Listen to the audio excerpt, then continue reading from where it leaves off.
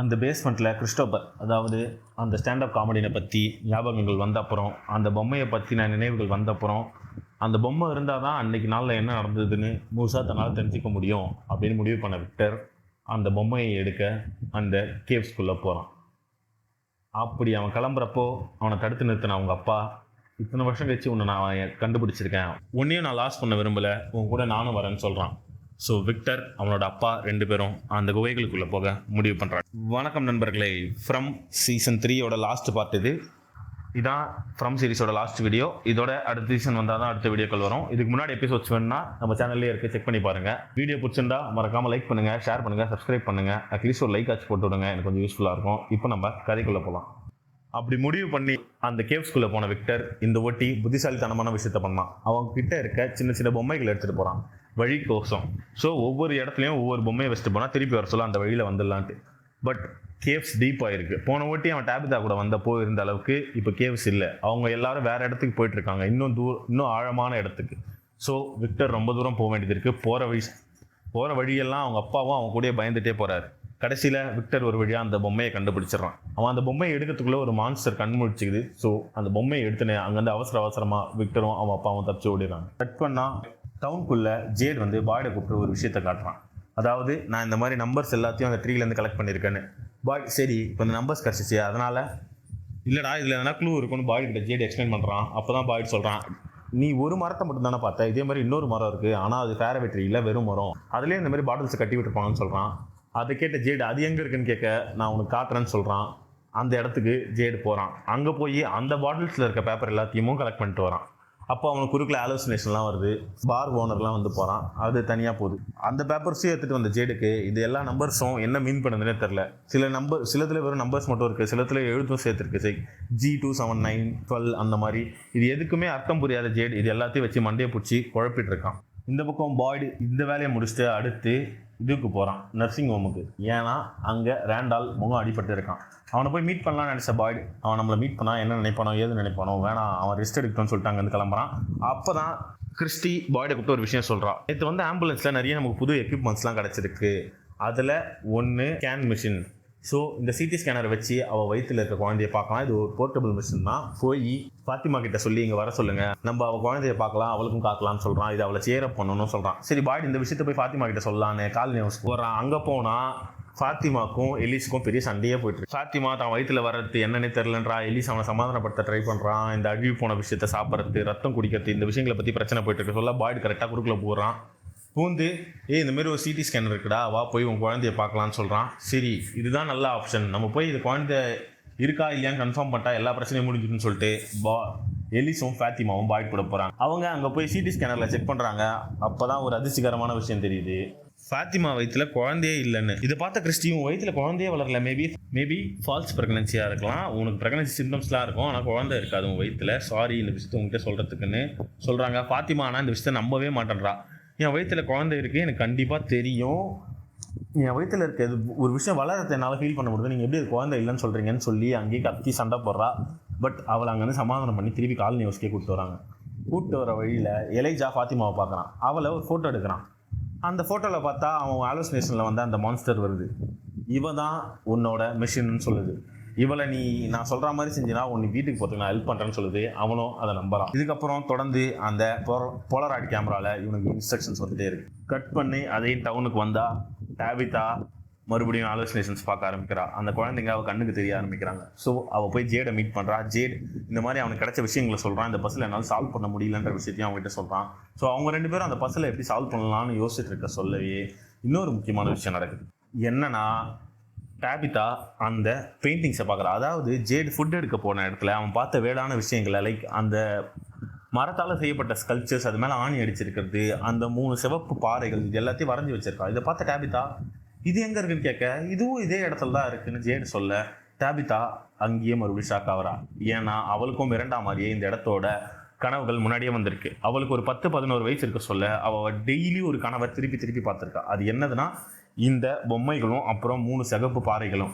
அந்த கனவுல என்ன நடக்குன்னா, ஏதோ ஒரு விஷயம் அவளை துரத்த அவள் ஓடி போய் அந்த பாறைகளில் ஒன்று பின்னாடி ஒளிய அந்த விஷயம் அவளை அட்டாக் பண்ண சொல்ல அவள் எழுந்துருவா. இந்த கனவு ஒரு நாள் இல்லை, தொடர்ந்து வாழ்க்கை ஃபுல்லாக வந்ததாகவும் ஒரு கட்டத்துக்கு மேலே இது நின்னதாகவும் டாபிதா சொல்கிறா.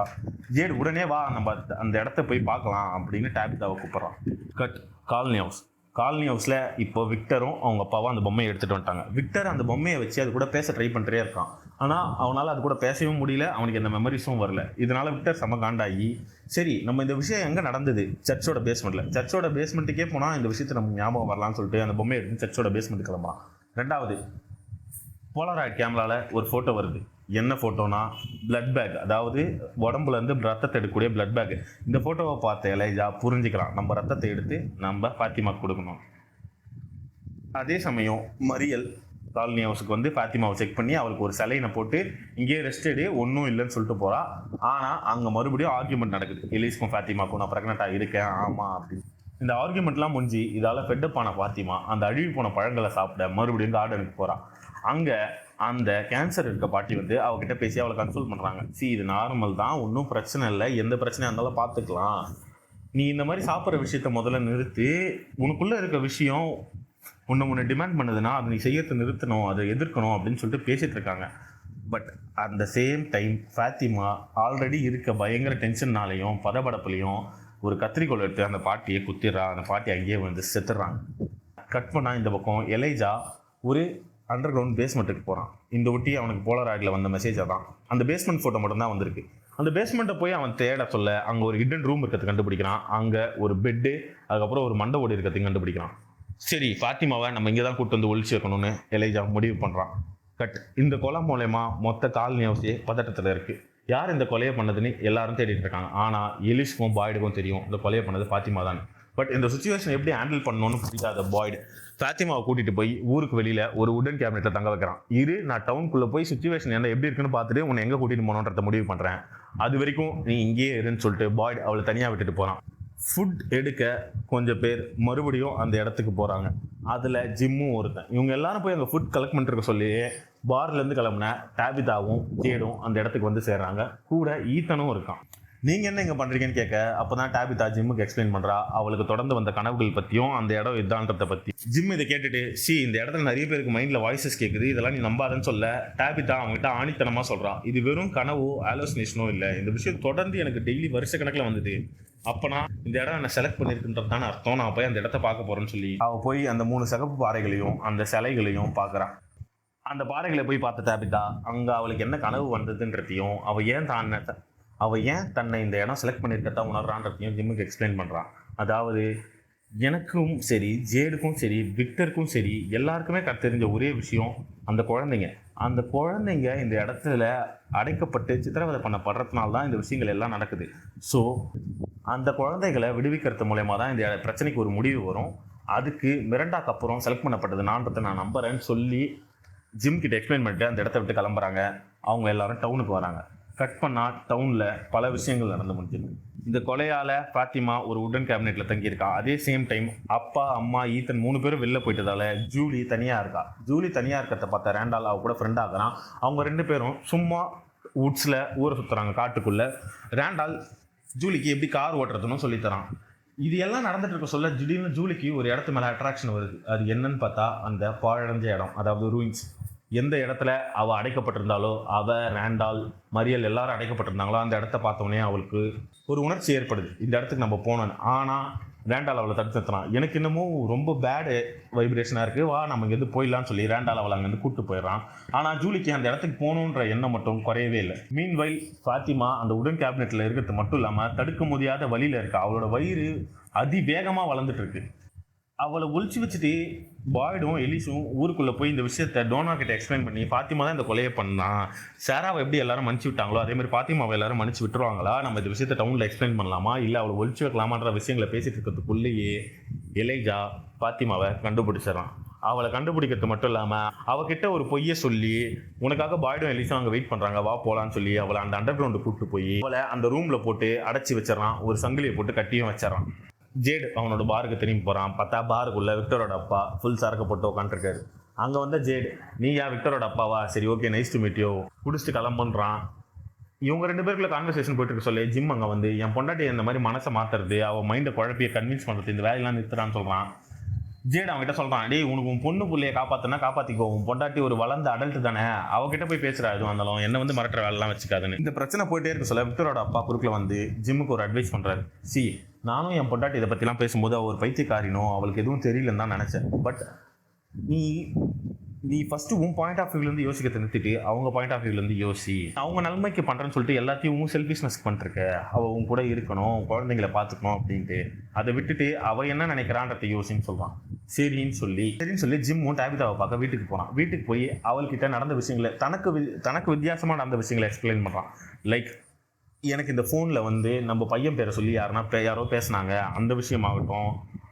அப்புறம் நீ ஆம்புலன்ஸில் ஊருக்கு வரப்போறன்றத முன்னாடியே எனக்கு தெரியும், இந்த விஷயங்களை எக்ஸ்பிளைன் பண்ணுறான். டேபிதாவும் அவளுக்கு நடந்த விஷயங்களை எக்ஸ்பிளைன் பண்ண 2 பேரும் ஒரு புரிதலுக்கு வந்து இதை நம்ம சேர்ந்தே ஹேண்டில் பண்ணலாம்னு முடிவு பண்ணுறாங்க.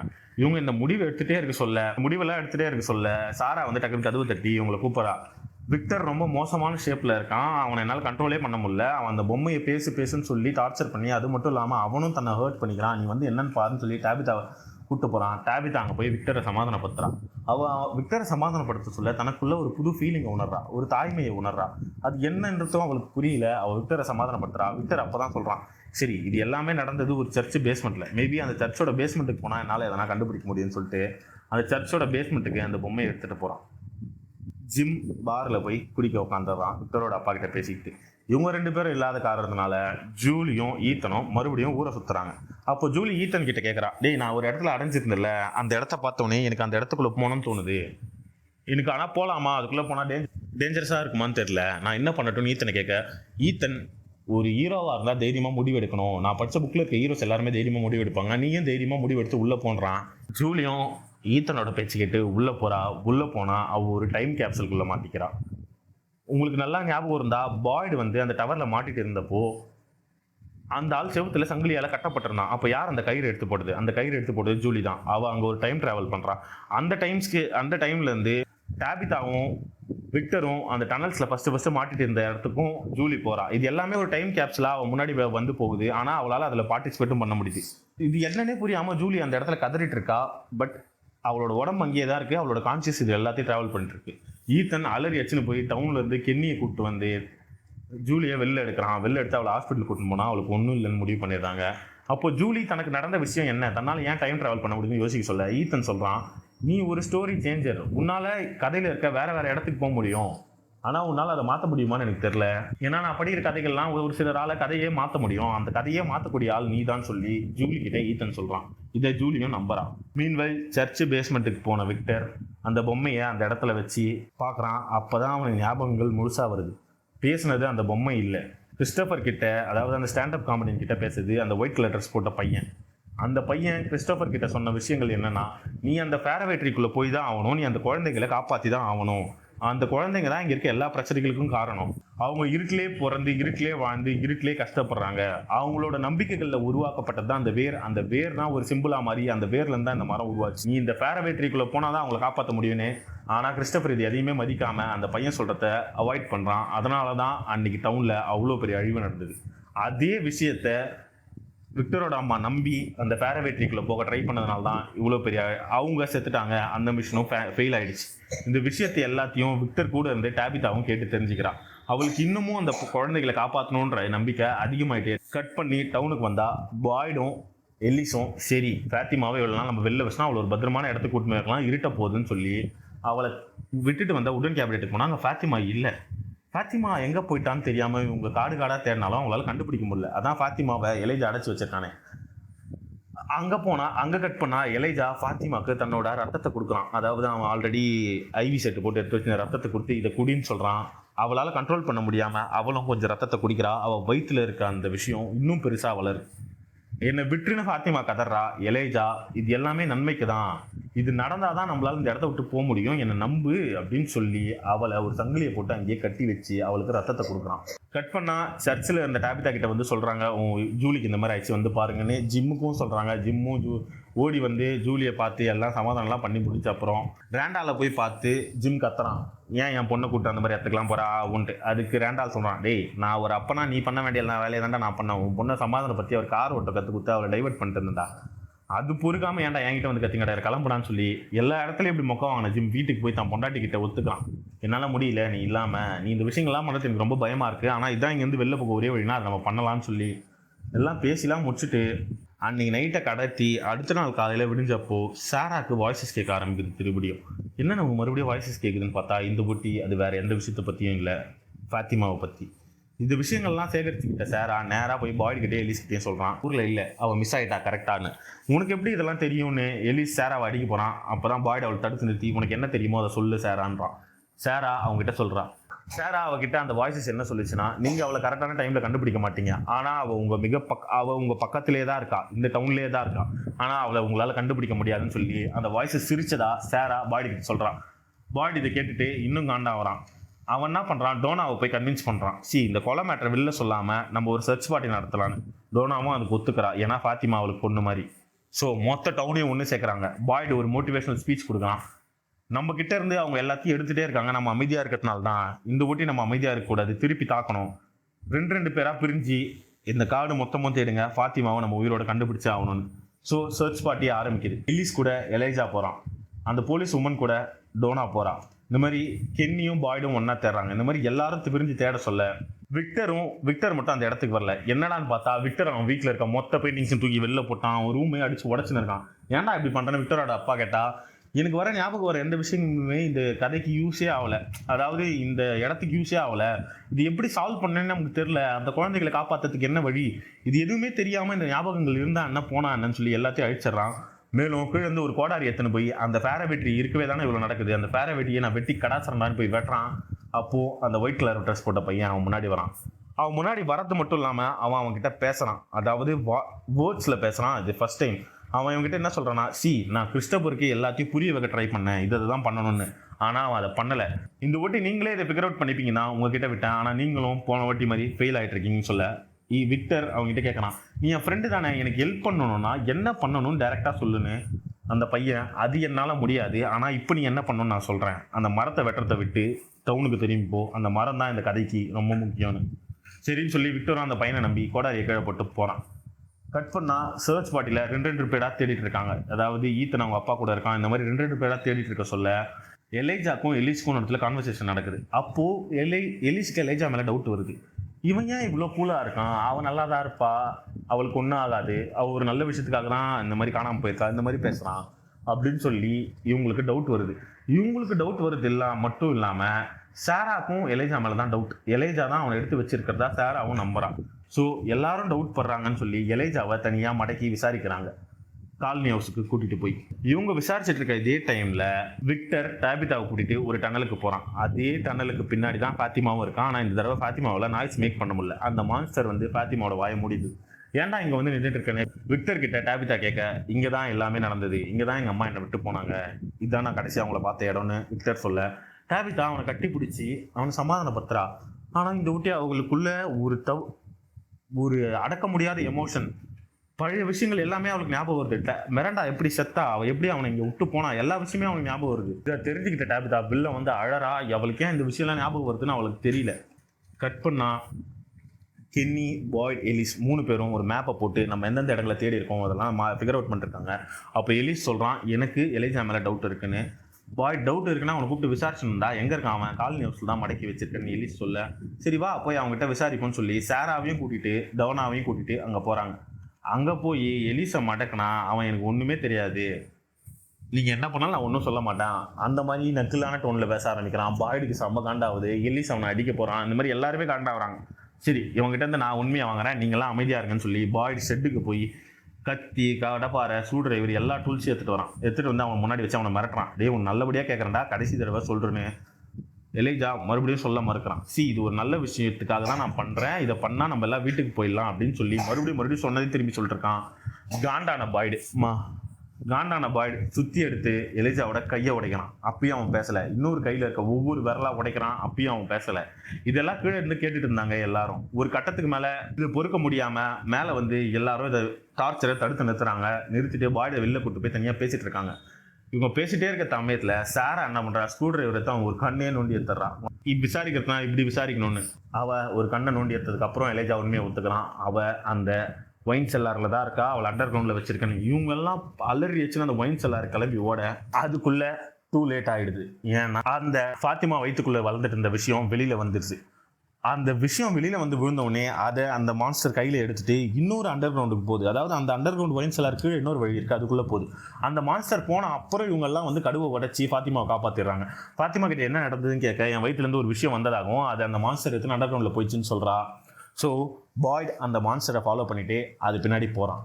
அங்கே போய் பார்த்தா தான் தெரியுது, போன சீசனில் பாய்டு மை பிளட் இஸ் யுவர் பிளட்ன்னு சொல்லி சாவடிச்ச அந்த மான்ஸ்டர் இப்போ திரும்ப உயிரோடு வந்திருக்கு. அதுதான் ஃபாத்திமா வயிற்றில் வளர்ந்துருக்குன்ற விஷயம். இதை பார்த்த பாய்டு அலறி வச்சுட்டு அங்கேருந்து ஓடுறான். கட் இந்த பக்கம் டவுனுக்குள்ளே ஜேட், டாபிதா, ஜிம் இவங்க 3 பேரும் அந்த சில்ட்ரனை கடைசியாக பார்த்த இடத்துல போய் நிற்கிறாங்க. இதுக்கு மேலே என்னால் முடியல. ஒரு பசிலில் எல்லாமே இருந்தாலே நம்மளால சால்வ் பண்ண முடியாது. ஆனால் இந்த பசிலில் எதுவுமே இல்லை, வெறும் 4 பீசஸை வச்சு மொத்த பசில் எப்படி சால்வ் பண்ண முடியும்? நமக்கு மொத்த இன்ஃபர்மேஷனும் தெரிகிற வரைக்கும் நம்ம இந்த இடத்த விட்டு போகக்கூடாது.